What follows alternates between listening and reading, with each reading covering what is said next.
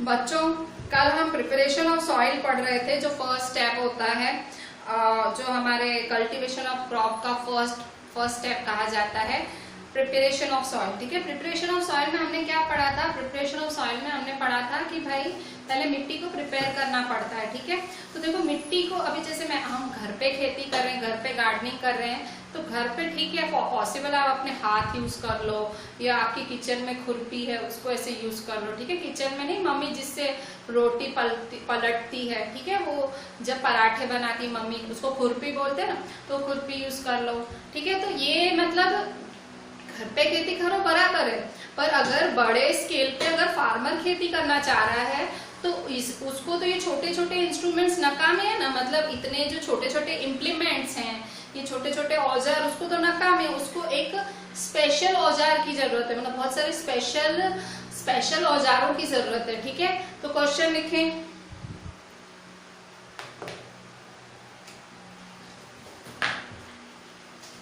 Question, what are the main tools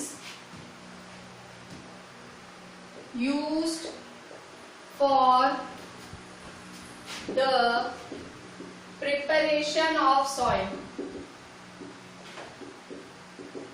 ठीक है, कि सॉइल को प्रिपेयर करने के लिए कौन कौन से औजार चाहिए होते हैं। ठीक है, तो आपकी एनसीईआरटी पेज नंबर 3 निकालो, पेज नंबर 3, उसमें लास्ट की 2 लाइनें हैं। ठीक है, आप टिक कर पाओ तो टिक करो, और अगर नहीं कर पा रहे हो तो आंसर में डिक्टेट कर रही हूँ, आप साथ साथ में रिवाइंड करके ऐसे करके लिख लेना। ठीक है, आंसर है द मेन टूल्स। ठीक है, आपके लास्ट की 2 लाइनें हैं, पेज नंबर 3 पे लेफ्ट साइड पे लास्ट की 2 लाइनें हैं। The main tools used for this purpose, this purpose मतलब preparation of soil. ठीक है, the main tools used for the preparation of soil are the plow, hoe and cultivator. PLOUGH, plow, hoe and cultivator. ठीक है, अच्छा अभी आपको जो अभी प्लाव क्या होता है, ठीक है, ये 3 इंस्ट्रूमेंट्स, तो what is the function या use of plow in the preparation of soil. Next question है कि प्लाव का क्या काम है? आपने क्या बोला? मिट्टी में उसका काम आता है। प्लाव का क्या काम है? प्लाव का काम पेज नंबर 3 पे, पेज नंबर 3 पे प्लाव की फर्स्ट लाइन। ठीक है, पेज नंबर 3 पे प्लाव की फर्स्ट लाइन क्या है? Answer, this is a traditional method for tilling the soil, for tilling soil. ठीक है, मतलब ये प्लाव वाला मेथड है, बहुत जूना मेथड है। ठीक है, बहुत पुराना मेथड है सॉइल को टिल करने का, सॉइल को खोदने का बहुत जूना मेथड है plough. Adding fertilisers to the crop, adding fertilisers to the crop,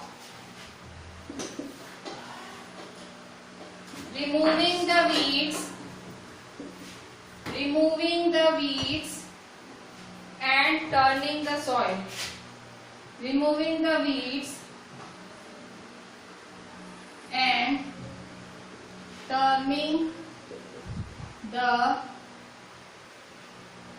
soil. ठीक है, प्लाव का क्या क्या काम है? प्लाव मतलब प्लाव आपको पता है क्या है? प्लाव में आपको कहते हैं ना हल जोतना, मतलब आगे तो बड़द लगाते हैं, आगे तो बुल्स लगाते हैं और पीछे प्लाव लगा लेते हैं। ठीक है, प्लाव ये बहुत पुराना मेथड है। इससे क्या क्या काम कर सकते हैं प्लाव वाले मेथड से? This is a traditional method for tilling the soil. ठीक है, सॉइल की खुदाई, adding fertilisers to the soil crop, fertilisers डालने में भी ये मेथड यूजफुल है। रिमूविंग द वीड्स, इस मेथड से आप प्लाव से आप वीड्स भी, अनवांटेड प्लांट्स भी निकाल सकते हो। And turning the soil, soil भी टर्न कर सकते हो। मतलब आप सब काम प्लाव के मेथड से कर सकते हो, पर जो ये प्लाव वाला मेथड है बहुत पुराना मेथड है, बहुत ज्यादा टाइम जाता है, मैन्युअल मेथड है। मैन्युअल मेथड है मतलब आपको ऑक्स चाहिए, फिर उतना ही ताकत आपको भी लगानी पड़ती है, ठीक है। मतलब बहुत डिफिकल्ट काम है ये प्लाव वाला, पर ये बहुत पुराना मेथड है, ठीक है। इसमें प्लाव मतलब आपको पता होगा बुल्स लगाए जाते हैं, ठीक है। जूने आप जब भी कोई फार्मर की कहीं पे भी तस्वीर देखो, आगे बुल्स होते हैं दो, पीछे फार्मर, वो प्लाव होता है, ठीक है। तो प्लाव एक बहुत ही पुराना मेथड है, ठीक है। तो इसके बाद hoe, what is the use of hoe, what is the use of hoe in agriculture. Hoe भी एक इंस्ट्रूमेंट है, एक एग्रीकल्चर इम्प्लीमेंट है। पेज नंबर 3 पे आप देखो प्लाव की पिक्चर बनी हुई है, देखो पेज नंबर 3 पे किसान हल जोत रहा है, देखो ये प्लाव की मदद से ही हो रहा है, ठीक है। ये वाली तस्वीर आपने जहां तहां देखी है, कहीं पे भी फार्मर का नाम आता है, ये प्लाव ऐसा दिखता है। हो क्या है, पीछे देखो पेज नंबर 4 पे हो की तस्वीर बनी हुई है, ये हो है, ठीक है। तो हो का क्या काम है, इसको भी एनिमल्स ही चलाते हैं, हो को भी एनिमल्स ही चलाते हैं। ये एक सिंपल टूल है जिससे removing weeds as well as for loosening the soil, ठीक है। Answer, this is a simple tool used for removing weeds and loosening soil, ठीक है। इससे आप जो वीड्स रिमूव कर सकते हो। वीड्स क्या होते हैं, अनवांटेड प्लांट्स, जो अनचाहे प्लांट्स जो आपकी खेती में उग गए हैं, आप चाह भी नहीं रहे हो, उग गए हैं, आपके प्लांट्स का पोषण ले रहे हैं, ठीक है। तो वैसे को आपको निकालना है, तो क्या मदद करता है आपका हाव, ठीक है, हो या हाव जो भी बोलो, वो मदद करता है। एंड लूजनिंग सॉइल, मिट्टी को लूज करने में, मैंने बताया था मिट्टी को क्यों लूज करना है। मिट्टी को लूज करने का कारण है कि उसको हवा मिले, ठीक है। बाहर से उसको हवा आए, अंदर जो अर्थवॉर्म वगैरह हैं वो घूम पाए, तो अर्थवॉर्म मैन्योर देता है सॉइल को, इसीलिए, ठीक है। तो हाव भी एक सिंपल टूल है, मतलब ये प्लाव है वो भी एक ट्रेडिशनल मेथड है, हाव है वो भी सिंपल टूल है, ठीक है। इसके बाद कल्टीवेटर, पेज नंबर 4 पे कल्टीवेटर है। तो आजकल कल्टीवेटर ट्रैक्टर से की जाती है, ठीक है। तो आप देखें पेज नंबर 4 पे सबसे लेटेस्ट मेथड है, सबसे latest method preparation of soil का है कल्टीवेटर। पेज नंबर 4 पे पिक्चर बनी हुई है, लेफ्ट में एक आदमी ट्रैक्टर चला रहा है, वो कल्टीवेटर कम ट्रैक्टर है। मतलब उसमें इंसान को कोई फोर्स ही नहीं लगाना है, सिंपल उसे चाबी घुमानी है और उसको चला देना है मिट्टी पे, ठीक है। मतलब बहुत आसान काम है। आपको प्लाव में क्या करना पड़ रहा था, बड़द के साथ काम करना पड़ रहा था। आपको हाव में क्या करना पड़ रहा था, हो एक सिंपल सा टूल है, उसमें भी आपको मेहनत करनी थी, उसको खोदना था या एनिमल की मदद लेनी थी, एनिमल की मदद से चलता वो भी। पर ये जो कल्टीवेटर है, कल्टीवेटर एकदम लेटेस्ट टेक्नोलॉजी है प्रिपरेशन ऑफ सॉइल की। आजकल फार्मर कल्टीवेटर ही यूज करते हैं, जो मॉडर्न डे फार्मर्स हैं, और इससे उनका जो टाइम है, उनका एनर्जी है, उनका लेबर है, वो सब बचता है, ठीक है। पहले जो इतनी ज्यादा मेहनत करते थे, मजदूरी करते थे, उससे आजकल कल्टीवेटर आ गए हैं तो वो बच गए हैं, ठीक है। तो ये सब प्रिपरेशन ऑफ सॉइल में आया। प्रिपरेशन ऑफ सॉइल हमने कल चालू किया था, आज हमने ये इंस्ट्रूमेंट्स पढ़े उसके, ठीक है। कौन सा था, प्लाव, हो और तीसरा है कल्टीवेटर, ठीक है। तो यहाँ हमारा प्रिपरेशन ऑफ सॉइल हुआ पूरा, ठीक है। अच्छा, अभी हम चालू कर रहे हैं सोइंग, जो सेकेंड स्टेप है एग्रीकल्चर प्रैक्टिस का, उसका नाम है सोइंग, SOWING। ये सेकेंड स्टेप है। सोइंग बहुत इंपॉर्टेंट है, अगर आप क्रॉप प्रोडक्शन करना चाह रहे हो, ये बहुत इंपॉर्टेंट स्टेप है, क्योंकि इसमें आपको, अगर आप चाह रहे हो आपका एक हेल्दी क्रॉप उगे, उसके लिए बहुत जरूरी है कि आपका जो सीड है वो हाई क्वालिटी का हो। कल मैंने आपको समझाया था, सीड अच्छा होगा तो नीचे वो नीचे जाके बैठ जाएगा और बुरी क्वालिटी का होगा तो ऊपर तैरेगा, ठीक है। तो जो अच्छी क्वालिटी का सीड है वो नीचे दब जाएगा, उसको पोषण मतलब वो पोषण अच्छे से ले पाएगा, ठीक है। और आपको पता है सारा पोषण प्लांट्स में नीचे ही होता है, जमीन के नीचे रूट्स में ही होता है, ठीक है। तो सोइंग एक बहुत ही इम्पोर्टेंट जो सेकेंड स्टेप है वो बहुत इंपॉर्टेंट स्टेप है आपका एग्रीकल्चरल प्रैक्टिसेस में, ठीक है। तो इसके बाद आप आगे देखें, यहाँ पे पेज नंबर 4 पे नीचे ट्रेडिशनल टूल बना हुआ है। ट्रेडिशनल टूल, उसमें भी देखो बढ़त की हेल्प लेनी पड़ रही है। पेज नंबर 4 के साइड में नीचे बढ़त बना हुआ है और उसकी हेडिंग डाली गई है ट्रेडिशनल टूल फॉर सोइंग, मतलब पुराने जमाने से यूज करने वाला सोइंग का मेथड। उसमें क्या होता था, इसमें सोइंग के लिए एक फनल जैसा इंस्ट्रूमेंट लिया जाता। फनल मतलब क्या होता है, फनल मतलब जो मम्मी यूज करती है आपकी तेल डालने के लिए। कई बार मम्मी पापा नहीं होते, मम्मी को तेल डालना पड़ता है, तो मम्मी क्या करती है, फनल रखती है। फनल कैसी होती है, इस तरह से होती है, ठीक है।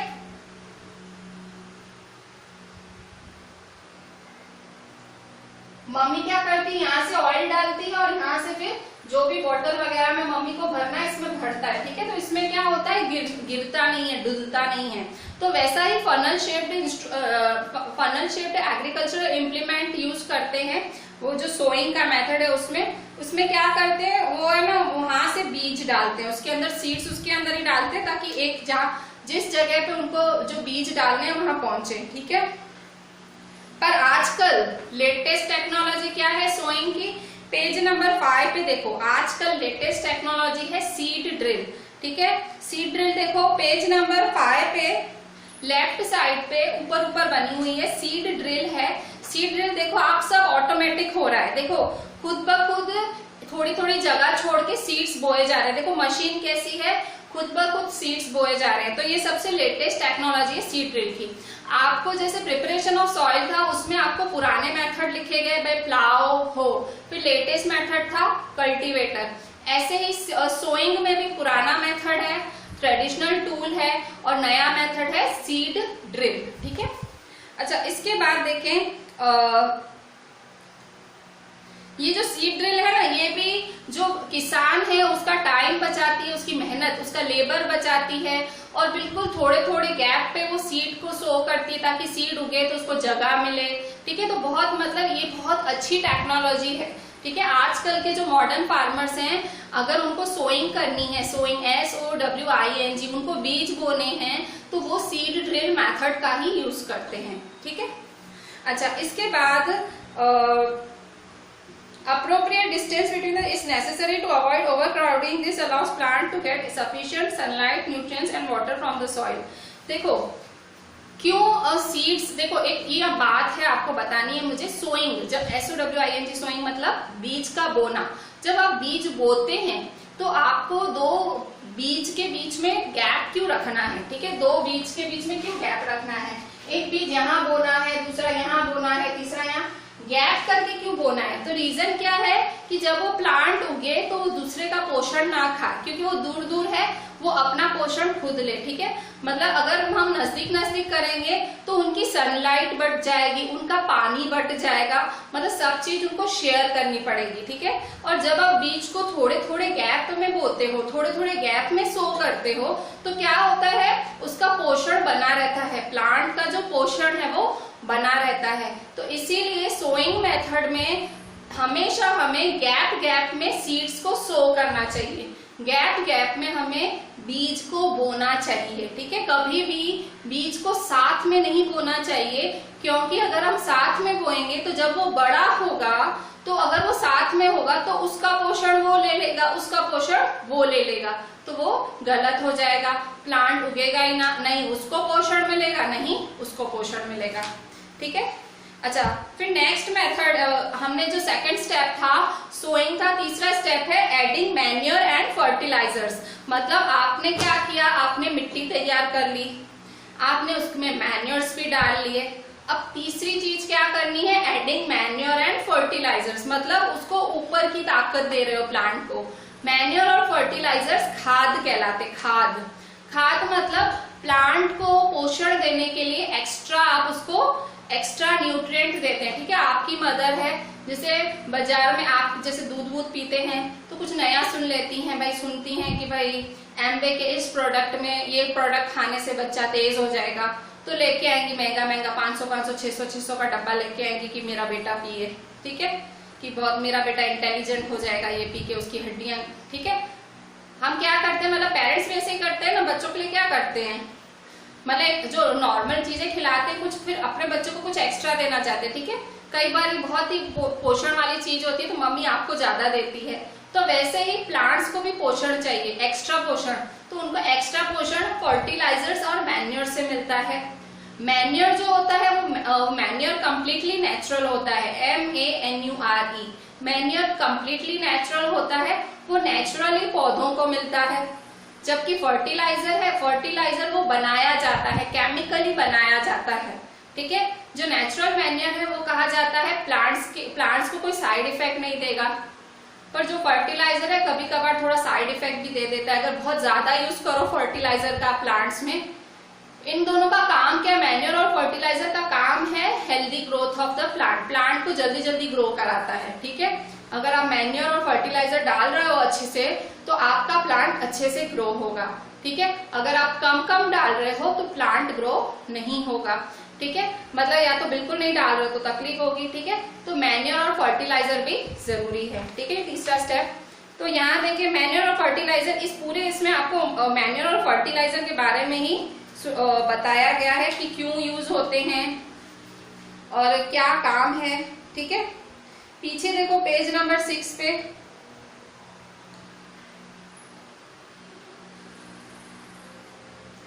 पेज नंबर 6 पे आपके मैन्योर्स के नाम लिखे हुए हैं फर्टिलाइजर्स के, कि मैन्योर मैंने आपको क्या बताया, मैन्योर क्या होता है, नेचुरल होता है, और फर्टिलाइजर्स होता है मैन मेड, मतलब फर्टिलाइजर केमिकल वाला हमारा बनाया हुआ होता है, और मैन्योर होता है मैन्योर नेचुरल होता है, ठीक है। तो दोनों के बारे में डिफरेंस बिटवीन पढ़ लेते हैं, ठीक है।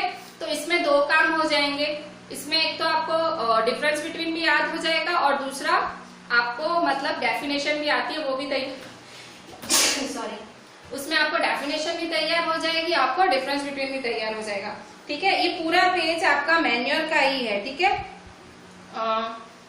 तो ये कर लेते हैं हम।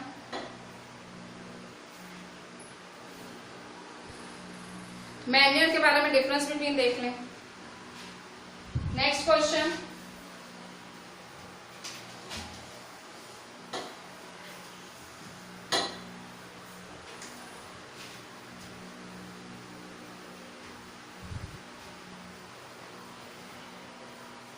नेक्स्ट क्वेश्चन है आपका difference between fertiliser and manures, ठीक है। Next question, difference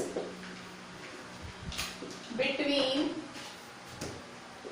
fertilisers and manure, ठीक है। फर्टिलाइजर और मैन्योर के बीच का डिफरेंस बिटवीन, ठीक है। तो पेज नंबर 7 पे, पेज नंबर 7 पे फर्टिलाइजर और मैन्योर के बीच का डिफरेंस बिटवीन, ठीक है। तो फर्टिलाइजर और मैन्योर, तो फर्टिलाइजर में भी 4 पॉइंट लिखी हुई है, मैन्योर में भी 4 पॉइंट लिखी है।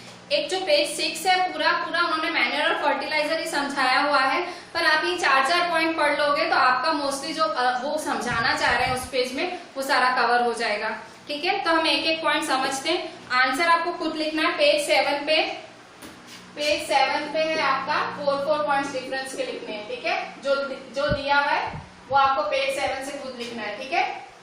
या खुद लिखेंगे, ठीक है। मैंने खड्डा किया है या मैंने यहाँ पे गैप छोड़ी है तो ऐसे नहीं आप भी गैप छोड़े, पेज 7 लिख के छोड़ दें। आपको पेज 7 नहीं लिखना है, आपको पूरा लिखना है। मैं आपको एक बात बोल देती हूँ, ट्यूशन बहुत ही सिस्टमेटिक जाएगी, ट्यूशन को पूरा ख्याल है कि आपको कोर्स पूरा कराना है, ठीक है। हम स्कूल को फॉलो ही नहीं कर रहे हैं, स्कूल करा रही है नहीं करा रही है हम देख भी नहीं रहे हैं। हम हमारी रीत से हमारा एक ही है कि भले स्कूल खुलता है नहीं खुलता है हमें कोर्स कराना है, ठीक है। हम आपको 8th स्टैंडर्ड का पूरा कोर्स कराएंगे इस साल, ठीक है।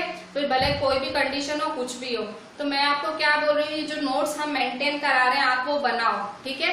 ये हम करा तो हमारे लिए रहे हैं कि भाई बच्चों को अच्छे से तैयारी कराएं, पर नोट्स बनाओगे, कभी स्कूल खुलते हैं कभी खुल जाते हैं तो आपको वहां काम आएंगे, ठीक है। तो नोट्स अच्छे से मेंटेन करना, ठीक है।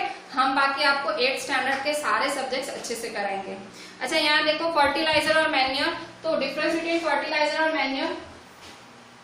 फर्टिलाइजर और मैन्योर में, fertiliser is a man made inorganic salt, ठीक है।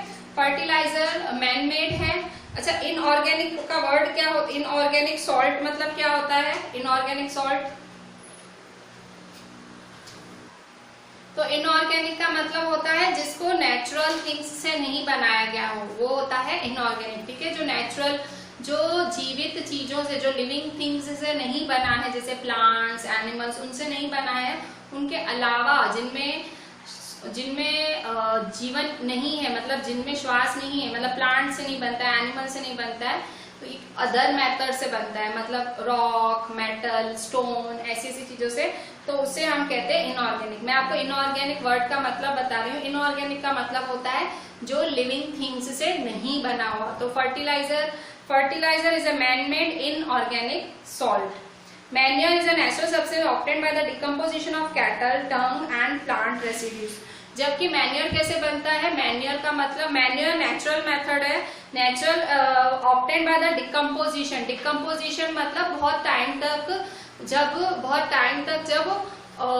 गाय का छेना होता है ना, उसके उपले, मतलब कैटल डंग, गाय का छेना, गाय का जो वेस्ट होता है वो, उसका कैटल मतलब गाय, डंग मतलब उसका वो मतलब एक्सक्रीटा, ठीक है। तो काओ का डंग, कैटल का डंग एंड प्लांट रेसिड्यूज, जब प्लांट मर जाते हैं, रेसिड्यूज मतलब प्लांट कई बार मर जाना मतलब मुरझा जाते हैं या कुछ हो जाता है नीचे, मतलब वो नष्ट हो जाते हैं प्लांट्स, तो क्या होता है, मिट्टी में मिल जाता है ना। प्लांट के रेसिड्यूज और कैटल के डंग से बनाया जाता है manure. Fertiliser is prepared in factories. Fertiliser क्योंकि केमिकल प्रोसेस है, इनऑर्गेनिक वर्ड होता है, केमिकल भी बोल सकते हो, तो फर्टिलाइजर क्योंकि केमिकल प्रोसेस है, इसको फैक्ट्रीज में बनाया जाता है। Manure can be prepared in the field, और मैन्योर में तो क्या चाहिए, कैटल डंग चाहिए, और दूसरी चीज क्या चाहिए, प्लांट, भाई रेसिड्यूज चाहिए प्लांट के, दोनों खेतर में मिलते हैं, तो manure is prepared in the fields. Third point, fertiliser does not provide any humus to the soil, ठीक है। जो फर्टिलाइजर्स है वो एडिशनल ह्यूमस नहीं देते हैं सॉइल पर। ह्यूमस क्या होता है, मैंने कल भी बताया था, जो उनको नेचुरल पोषण है वो फर्टिलाइजर नहीं देता है। Manure provide a lot of humus to the soil, ठीक है। जो कि जो मैन्योर्स हैं जो नेचुरली बनते हैं वो प्लांट को बहुत सारा ह्यूमस, बहुत सारा गीलापन, पोषण देते हैं, ठीक है। Fertilisers are very rich in plant nutrients like nitrogen, phosphorus, potassium. क्योंकि ये फैक्ट्रीज में बनाए जाते हैं फर्टिलाइजर्स, तो इनमें नाइट्रोजन, पोटेशियम और फॉस्फोरस बहुत सारा होता है, तो प्लांट्स को बहुत मिलता है। और manure is relatively less rich in plant nutrients. और मैन्योर क्या, सिंपल खाद, मतलब आप खेतर में बना रहे हैं, काऊ का डंग यूज कर रहे हैं, प्लांट का रेसिड्यू यूज कर रहे हैं, तो उसमें बहुत ज्यादा केमिकल्स नहीं, मतलब बहुत ज्यादा मिनरल्स नहीं मिलते हैं प्लांट्स को, ठीक है, तो न्यूट्रिएंट्स नहीं मिलते हैं, ठीक है।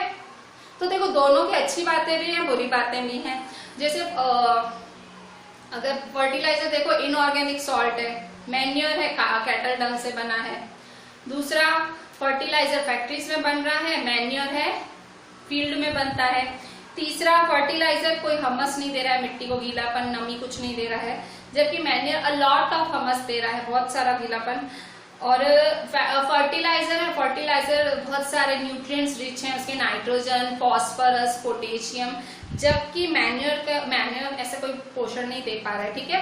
तो मतलब आपने देखा होगा फर्टिलाइजर ज्यादा चढ़ियाते कहलाए, मैन्योर से अगर हम कंपेयर करो फर्टिलाइजर ज्यादा पोषण देते हैं, ठीक है।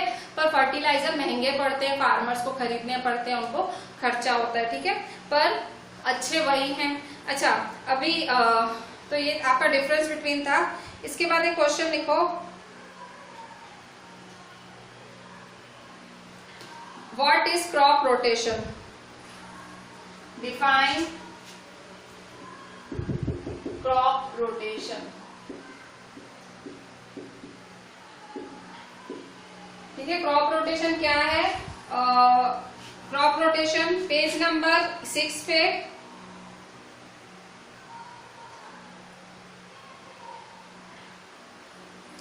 देखो।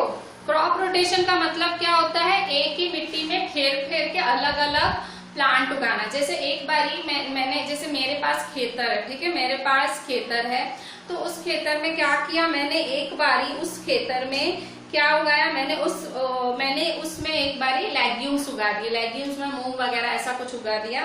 फिर इस सीजन मैंने मूंग उगाए और फिर मैंने उसको काट वाट के खाया। अब फिर जब मुझे फिर से उगाने की बारी आई तो मैंने फिर से लेग्यूम्स नहीं उगाए, मैंने वीट उगाए इस बारी। तो मैं क्या कर रही हूँ, क्रॉप रोटेट कर रही हूँ, फेर रही हूँ। ऐसे नहीं कि भाई मैंने हर बारी मूंग उगाया तो दूसरी बारी भी मूंग उगाएंगे, उसको क्रॉप रोटेशन बोलते हैं। क्रॉप रोटेशन क्यों जरूरी है, क्रॉप रोटेशन नॉर्थ इंडिया में पंजाब साइड बहुत यूज होता है ये मेथड खेती में।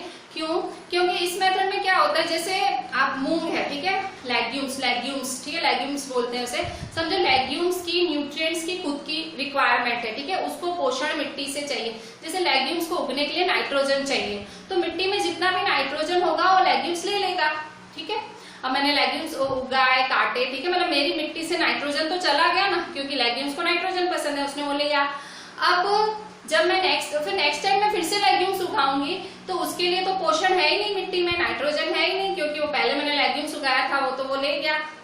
मिट्टी में है ना, धीरे धीरे रिप्लेनिश होता है। रिप्लेनिश मतलब धीरे धीरे मिट्टी में ये चीजें आती हैं, ठीक है, कुदरती ये चीजें आती हैं, ठीक है। जब हम मिट्टी ऐसे खोदते हैं, ऊपर नीचे करते हैं, या प्लांट मरते हैं, एनिमल्स मरते हैं, मिट्टी में ऑटोमेटिक चीजें आती हैं, पर तुरंत तुरंत तो नहीं आ जाएंगी। मैंने अभी लेग्यूम्स उगाया, काटा, तो तुरंत तुरंत तो नहीं मिट्टी में नाइट्रोजन फिर से आ जाएगा। तो मैं क्या करूंगी, मैं फिर वीट उगाऊंगी, गेहूं उगाऊंगी, ठीक है, क्योंकि मुझे पता है वीट को नाइट्रोजन नहीं चाहिए, उसको कोई और मिनरल चाहिए, तो मेरी मिट्टी में तो वो है, ठीक है।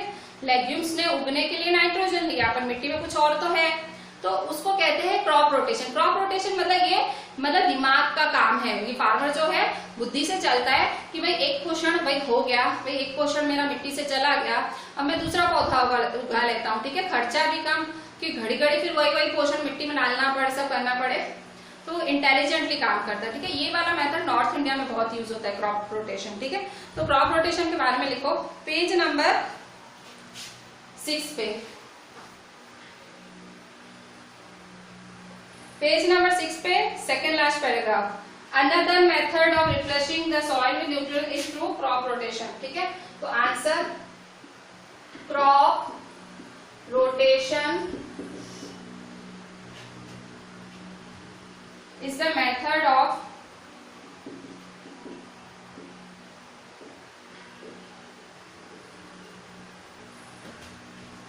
replenishing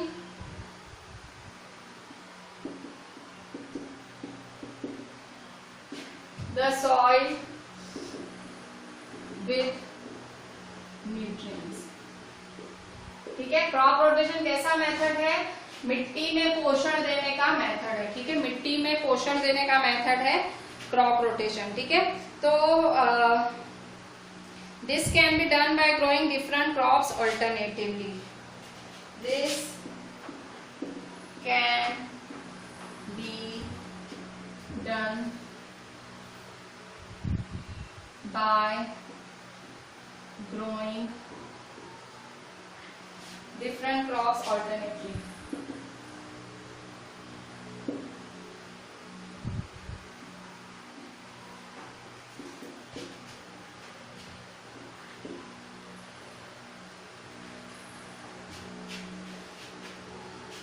ठीक है। इसमें क्या होता है, रिप्लेनिश वर्ड क्यों यूज किया गया, रिप्लेनिश का मतलब होता है वापस मतलब वापस पोषण मिलना मिट्टी को, ठीक है। रिप्लेनिश वर्ड का मतलब क्या होता है, वापस पोषण मिलना मिट्टी को, ठीक है। तो वापस पोषण कैसे मिलेगा मिट्टी को, वापस पोषण मतलब, क्योंकि मैंने पहले लेग्यूम्स उगाया, ठीक है, मेरा नाइट्रोजन यूज हो गया, अब मैं वीट उगा रही, वीट को नाइट्रोजन की जरूरत नहीं है, तो तब तक वीट अपना पोषण लेगा, तब तक मेरा नाइट्रोजन फिर से तैयार हो जाएगा अंदर, क्योंकि नाइट्रोजन मतलब नाइट्रोजन के एटमॉस्फेयर से बनता है, आपको पता होगा एटमॉस्फेयर में 78% नाइट्रोजन होता है। तो एटमॉस्फेयर मतलब वो अभी जो नाइट्रोजन साइकिल चलेगी, मतलब नाइट्रोजन का पूरा नाइट्रोजन वापस मिट्टी में आएगा, ठीक है, टाइम लगेगा पर आएगा, ठीक है। तो ये मेथड रिप्लेनिशमेंट मतलब मिट्टी को वापस पोषण देने वाला मेथड है, ठीक है, क्रॉप रोटेशन, ठीक है। तो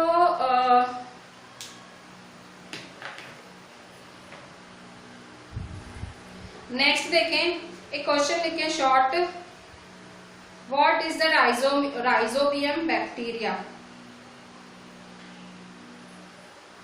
What is the rhizobium bacteria? What is the function of rhizobium bacteria? ठीक है, जो राइजोबियम बैक्टीरिया है उसका काम क्या है? ठीक है, what is the function of rhizobium bacteria? Rhizobium bacteria का काम है, पहले तो कहाँ प्रेजेंट है? They are present and where are they present? Where are they found? ठीक है, इनका काम क्या है और कहाँ पाए जाते हैं ये? ठीक है, तो rhizobium bacteria are present in the nodules of roots of leguminous plants. Answer, rhizobium bacteria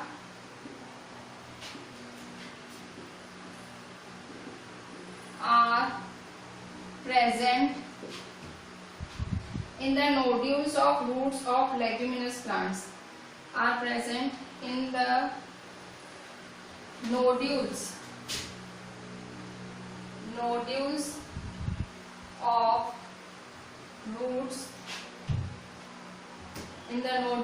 roots, in the nodules of roots of leguminous plants. और उनका क्या काम है? दे फिक्स एटमॉस्फेरिक नाइट्रोजन. और वो क्या करते हैं? दे फिक्स एटमॉस्फेरिक नाइट्रोजन. ठीक है, दे फिक्स एटमॉस्फेरिक नाइट्रोजन. ठीक है, देखो राइजोबियम बैक्टीरिया कहाँ है? राइजोबियम बैक्टीरिया कहाँ पाया जाता है? प्लांट्स के, लेग्यूमिनस प्लांट्स के रूट्स में पाया जाता है. ठीक है, आपने पहले ही पढ़ा था कि बैक्टीरिया बहुत अच्छे होते हैं प्लांट्स के लिए. तो एक राइजोबियम नाम का बैक्टीरिया है, वो लेग्यूमिनस प्लांट्स मतलब मैंने आपको बताया मूंग वगैरह, वैसे प्लांट्स के रूट्स में पाया जाता है. रूट नोड्यूल्स मतलब रूट्स के अंदर गुच्छों में पाया जाता है ये वाला बैक्टीरिया. दे फिक्स एटमॉस्फेरिक नाइट्रोजन. और उनका काम क्या है? मिट्टी को नाइट्रोजन देना. ठीक है, मैंने आपको बताया था कि नाइट्रोजन चला जाता है उनका, पर जिन प्लांट्स में लेग्यूमिनस प्लांट्स उगाए जाते हैं तो उसके जड़ों में ये बैक्टीरिया पैदा हो जाता है राइजोबियम, और वो मिट्टी, वो जो एटमॉस्फेरिक नाइट्रोजन उसे फिक्स करना मतलब उसे वापस मिट्टी में डालता है. एटमॉस्फेयर से नाइट्रोजन लेके मिट्टी में डालता है. मतलब rhizobium bacteria is a good bacteria, वो मिट्टी को नाइट्रोजन देता है. ठीक है, और कहाँ पाया जाता है? लेगुमिनस प्लांट्स के रूट नोड्यूल्स में, उनके रूट्स में पाया जाता है. ठीक है, बहुत इंपॉर्टेंट क्वेश्चन है, 1 मार्क का बहुत अच्छा क्वेश्चन है कि राइजोबियम बैक्टीरिया कहाँ पाया जाता है. ठीक है, अच्छा नेक्स्ट क्वेश्चन लिखें. What are the advantages of manure? ठीक है, मैन्योर की आपने पढ़ लिया कि मैन्योर नेचुरल होता है, प्लांट फार्मर उसे फील्ड पे बनाता है. ठीक है, आपने ये सब पढ़ा. तो what are the advantages of manure? Manure के एडवांटेजेस क्या है? ठीक है,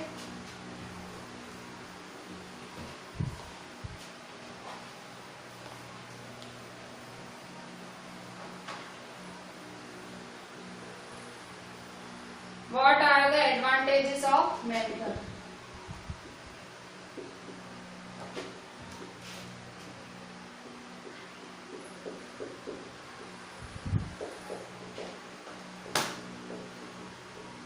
ठीक है, मैन्योर के एडवांटेजेस क्या है? ठीक है, मैन्योर की खासियत क्या है?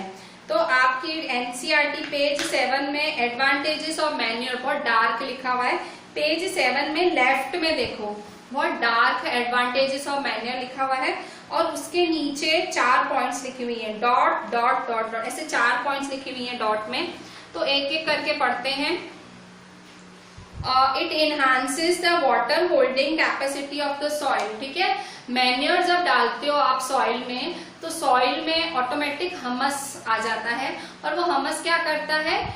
जो पानी डालते हो ना उसकी पकड़ बनाए रखता है. आप क्या करते हो? पौधों में पानी डालते हो. ठीक है, तो वो क्या करता है? पानी को पकड़े रखता है.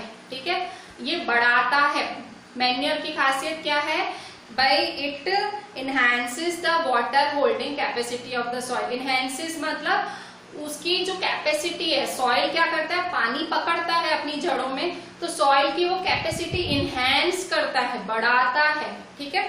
नेक्स्ट है, it makes the soil porous due to which exchange of gases become easy. वो सॉइल को पोरस, सॉइल में ना पोर्स कर देता है, मैन्योर जब आप डालते हो पोर्स करता है, तो उसकी वजह से क्या करता है, सॉइल एयर को जगह दे पाती है अपने अंदर, ठीक है। तो सॉइल एयर को जगह दे पाती है और उसकी वजह से जो गैसेस हैं आराम से जो सॉइल से आ जा सकती हैं, ठीक है।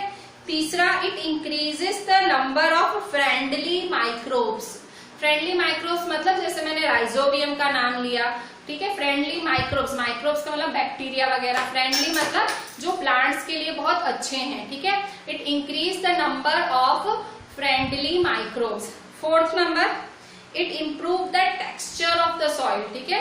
ये सॉइल का टेक्सचर इम्प्रूव करता है, मतलब सॉइल का जो एकदम जो उसका घाटापन लाता है, सॉइल में एक गाढ़ापन लाता है, जैसे बाल होते हैं ना, बाल का टेक्सचर मतलब एक अच्छा, मतलब सॉइल का एक रूप रंग एक अच्छा निखरता है मैन्योर से। तो मैन्योर का पहला काम है, it enhances the water holding capacity of the soil. ये आपको लिखना है आंसर, ठीक है। एडवांटेजेस ऑफ मैन्योर, ये 4 पॉइंट्स लिखनी है। पेज नंबर 7 पे लेफ्ट साइड आपको लिखना है, ठीक है। It enhances the water holding capacity of the soil. It makes the soil porous, due to which exchange of gases become easy. It increases the number of friendly microbes. It improves the texture of the soil. ठीक है। अच्छा, next question देखें। Next है define irrigation, ठीक है। Next है define irrigation. अच्छा, तो एडवांटेजेस ऑफ मैन्योर देख लिया ना।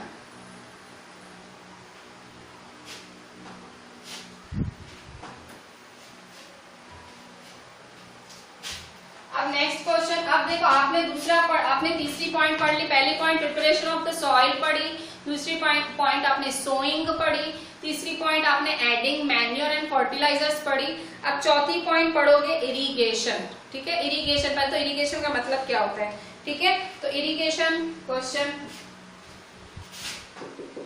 डिफाइन इरिगेशन, ठीक है। इरिगेशन को डिफाइन करो, इरिगेशन है क्या, ठीक है। तो इरिगेशन क्या है, the supply of water to crops at regular intervals is called irrigation. देखो इरिगेशन में पहले तो मैं आपको बताऊं, देखो हम सब लिविंग बींग्स को जीने के लिए पानी चाहिए और पानी हमारी ग्रोथ और डेवलपमेंट के लिए बहुत जरूरी है। पानी के अलावा हमें मिनरल्स, मतलब जो प्लांट्स की बात करूं, प्लांट्स को पानी के अलावा वाटर मिनरल्स चाहिए, फर्टिलाइजर्स चाहिए। प्लांट में पहले से ही 90% पानी होता है। वाटर एसेंशियल है क्योंकि उसी से ही जो सीड्स हैं वो फूटते हैं, ठीक है। तो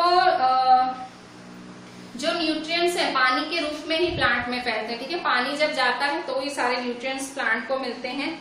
और वाटर क्रॉप को प्रोटेक्ट भी करता है, ठीक है। कभी भी क्रॉप पे प्रॉब्लम आती है तो अगर अच्छे से पानी दिया होगा क्रॉप को तो वो क्रॉप खराब नहीं होगा, ठीक है। तो हमें, अगर हमको पता है कि प्लांट्स के लिए पानी इतना जरूरी है, तो जरूरी है कि हम प्लांट्स को रेगुलर इंटरवल से, मतलब टाइम टू टाइम पानी दें।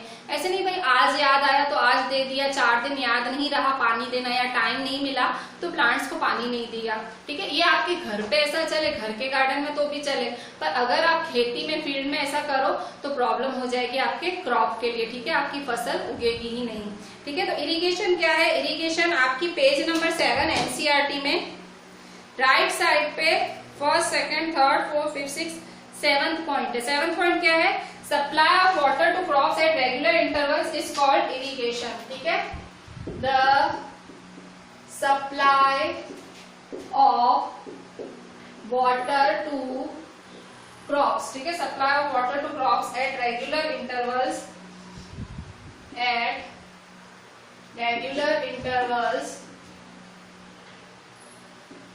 is called irrigation, ठीक है। जब आप रेगुलरली प्लांट को पानी सप्लाई करते हैं उसे इरिगेशन कहा जाता है। Supply of water to crops at regular intervals is called irrigation. Supply of water to crops at regular intervals is called irrigation, ठीक है। तो इरिगेशन से क्या होता है, अच्छा, इरिगेशन भी मतलब इरिगेशन में regular supply water to plants, मतलब फिक्स होता है कि भाई इतना प्लांट को इतना पानी देना है। तो देखो विंटर में इरिगेशन अलग होता है और फिर समर में अलग होगा। समर में प्लांट ज्यादा पानी मांगता है, फ्रीक्वेंसी बढ़ा देनी पड़ती है। फ्रीक्वेंसी मतलब टाइम्स, जितने टाइम्स आप पानी देते हो वो बढ़ा देना पड़ता है। विंटर में, क्योंकि विंटर में ठंडक रहती है तो कम देना पड़ता है। रेनी सीजन में तो खुद ही मिलता है प्लांट्स को पानी, ठीक है। तो इस तरह से इरिगेशन है, ठीक है। तो इरिगेशन मतलब रेगुलरली प्लांट को पानी देना, ठीक है। अब सोर्सेज ऑफ इरिगेशन, ठीक है, आप इरिगेशन कैसे कैसे कर सकते हो, ठीक है। What are the sources of irrigation? Next question, what are the sources of irrigation, ठीक है। इरिगेशन के सोर्सेज क्या क्या है, ठीक है। इरिगेशन के सोर्सेज क्या क्या है, आप सॉइल को इरिगेट कैसे कैसे कर सकते हो, मतलब कहाँ कहाँ से पानी ले सकते हो। पेज नंबर 7 पे, पेज नंबर 7 राइट साइड पे सोर्सेज ऑफ इरिगेशन लिखा हुआ है। राइट साइड पे लास्ट में, पेज नंबर 7 में राइट साइड में लास्ट में सोर्सेज ऑफ इरिगेशन डार्क में लिखा हुआ है। वहां पे वो तीनों पॉइंट्स लिखनी है, मैं रीड करती हूँ, ठीक है। वो सब आपको लिखना है। आपको मिल रहा है तो ठीक है, नहीं मिल रहा है तो मैं बोल रही हूँ वैसे ही लिखो, पॉज कर करके लिखना, ठीक है। The sources of water for irrigation are wells, comma, tube wells, comma, ponds, comma, lakes, comma, rivers, comma, dams and canals। मतलब आप इरिगेशन का पानी कहाँ कहाँ से ला सकते हो। तो इरिगेशन का पानी आप well, tubewell, pond, lake, river, dams, canal, इन सब जगहों से आप इरिगेशन का पानी ला सकते हो, ठीक है। इसके बाद पुराने तरीके थे, ठीक है। पुराने तरीके, इरिगेशन के पुराने तरीके क्या थे, ठीक है। तो पुराने तरीकों में क्या क्या यूज होता था, पेज नंबर 8 पे है। पेज नंबर 8 पे question, name the traditional method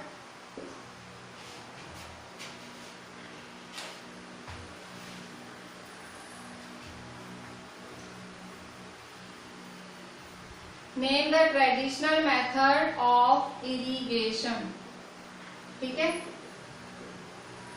irrigation के ट्रेडिशनल मेथड के नाम लिखो, ठीक है। Name the traditional method of irrigation. तो पेज नंबर 8 पे, पेज नंबर 8 पे देखो फिगर बनी हुई है। मोट पुली सिस्टम है, मोट, MOAT, मोट पुली सिस्टम, और दूसरा है चेन पंप, ठीक है। ये मतलब पुराने जमाने के मेथड है इरिगेशन के। इसमें देखो वेल की मदद से, पुली सिस्टम मतलब पुली की मदद से पानी ऊपर लाया जाता था और इस तरह से फार्मर हाथ से पानी देता था, ठीक है। फिर चेन पंप क्या है, चेन पंप में भी ऐसे कुछ पुली सिस्टम ही है और उसमें भी मतलब ये पुराने। और 3rd नंबर है ढेकली, 4th है राहत, ठीक है। ढेकली में भी देखो, ढेकली में किस तरह से हो रहा है। ढेकली में वहां पे बाजू में पेड़ की मदद से पानी लाया जा रहा है ऊपर, ठीक है। फिर राहत में बड़द की मदद से पानी दिया जा रहा है। मतलब ट्रेडिशनल मेथड ऑफ इरिगेशन कौन कौन से हैं, ये देखो फोटो बनी हुई है चारों। ये पुराने जमाने में इस तरह से पानी देते थे। पहला है मोट, दूसरा है चेन पंप, तीसरा है ढेकली और चौथा है राहत, ठीक है। मतलब ये सारे इरिगेशन के मेथड थे जो पुराने जमाने में ट्रेडिशनल मेथड्स यूज किए जाते थे, ठीक है। तो इस तरह से इरिगेशन यूज होता था। आपको आज मैंने जितना भी पढ़ाया, इस व्हाइट बोर्ड पे जितना भी लिखाया, जितने भी क्वेश्चंस थे, जितने भी आंसर्स मैंने नहीं लिखा है पर मैंने आपके टेक्स्ट बुक में बताया मैंने, वो सब आपको लिख के मुझे व्हाट्सएप करना है। देखिए स्कूल कुछ भी करे, जैसे भी चले, हमें 8th स्टैंडर्ड का पूरा कोर्स करना है, ठीक है। तो हम बहुत अच्छे से करेंगे और सब कुछ करेंगे, ठीक है। तो आपको मेरे को टाइम टू टाइम सारा इस तरह से काम भेजते रहोगे तो मुझे भी लगेगा आप कर रहे हो, ठीक है। आप मुझे को भेजोगे ही नहीं, मुझे ऐसे लगेगा कि मैं वेस्ट में इतनी मेहनत कर रही हूँ, ठीक है। ये जो वीडियोस बनाना ये बहुत ही टाइम कंज्यूमिंग काम है जो हम कर रहे हैं। तो अगर आप देखोगे ही नहीं तो कोई मतलब ही नहीं है, ठीक है। आप मुझे लिख के भेजोगे नहीं, व्हाट्सएप नहीं करोगे, कोई मतलब नहीं है। तो प्लीज आप रेगुलर देखो और मेरे को रेगुलरली एक एक चीज वीडियो, मतलब मैं पता है क्या चेक करती हूँ आपके होमवर्क्स में मैंने क्या पढ़ा है वो सब है, मुझे पता लगता है आपने वीडियो कितना देखा, क्या देखा, ठीक है। तो वो मेरे लिए एक होता है कि हाँ आपने पूरा वीडियो देखा, ठीक है, मैंने जो इतनी मेहनत की वो आपने देखी, ठीक है। तो व्हाट्सएप नहीं भेजते हो इसका मतलब आपने नहीं देखा, वैसा ही हुआ, ठीक है। तो रेगुलर भेजें, ठीक है। चलें।